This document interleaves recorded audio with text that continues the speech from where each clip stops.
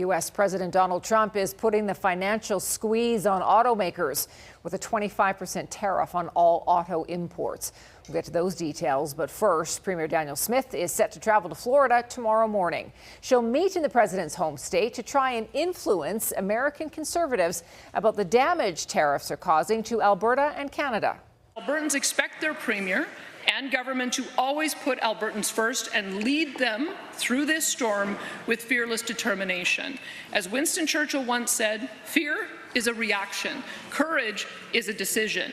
We, on this side of the House, have made the decision to act with courage so that Alberta may remain forever strong and free.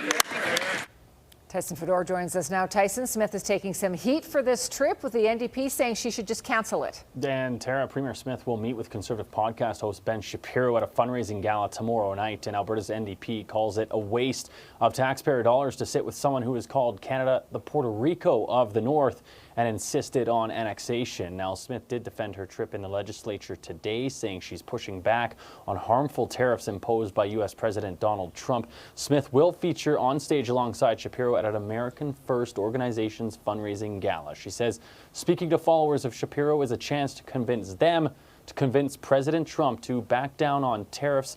The U.S. is Alberta's largest trading partner, and Alberta is the second largest provincial exporter to the U.S. Just last year alone, Alberta's exports totaled $162 billion.